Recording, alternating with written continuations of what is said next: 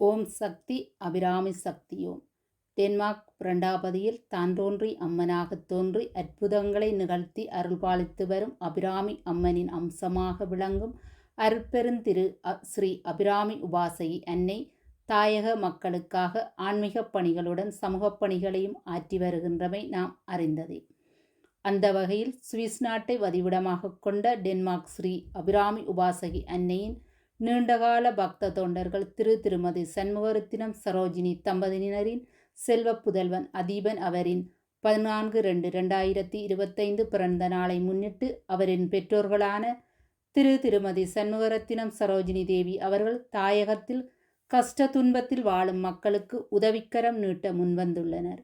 அந்த வகையில் 14/2/2025 அன்று ஸ்ரீ அபிராமி உபாசகி அன்னையின் நொச்சிமோட்டை ஆன்மீக நிலைய அறநெறி மாணவர்களுக்கான கற்றல் உபகரணங்களுடன் மாணவர்களுக்கும் வறுமை கோட்டின் கீழ் வாழ்ந்து வரும் பக்தர்களுக்கும் அன்னதானம் வழங்கியுள்ளார்கள்.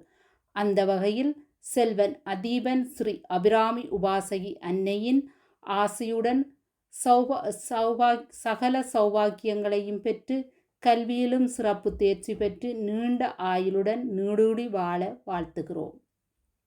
ஆன்மீக பணிகளுடன் சமூக பணிகளை ஆற்றி வரும் அபிராமி உபாசகி அன்னை ஏழாலைப்பதியில் திருமதி திருநாவுக்கரசு மகேஸ்வரி தம்பதியினருக்கு தெய்வ அம்சம் கொண்ட தெய்வ குழந்தையாக அவதரித்து அவரது 9வது வயதில் அபிராமி அம்மனால் ஆட்கொள்ளப்பட்டு அச்சிறு வயதில் ஊர் மக்களிற்கு அருள்வாக்கு கூறி இன்னல்கள் தீவினைகளை களைந்து ஆசி புரிந்துள்ளார்.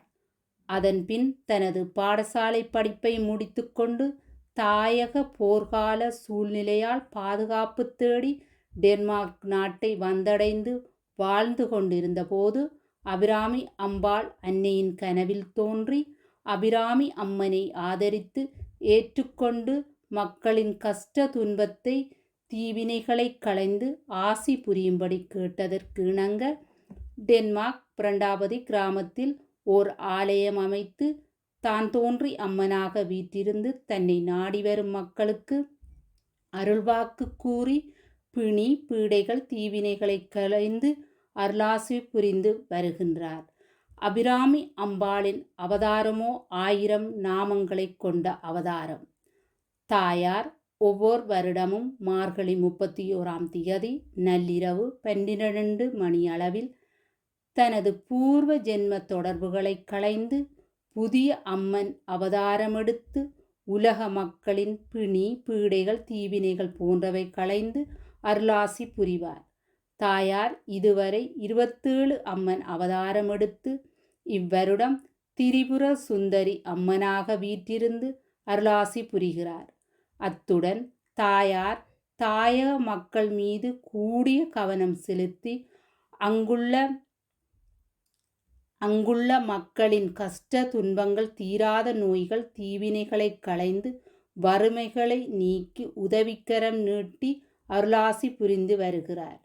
அத்துடன் ஸ்ரீ அபிராமி உபாசகி அன்னை ஒவ்வொரு மாதமும் பௌர்ணமி தினத்தன்று சிவனொளிபாத அடிவாரத்தில் அமைந்துள்ள சிவாலயத்தில் விசேட அபிஷேக தீபாராதனை பூஜைகள் செய்து சமூகம் அளிக்கும் அனைத்து பக்தர்களுக்கும் அன்னதானமும் வழங்குகின்றார்.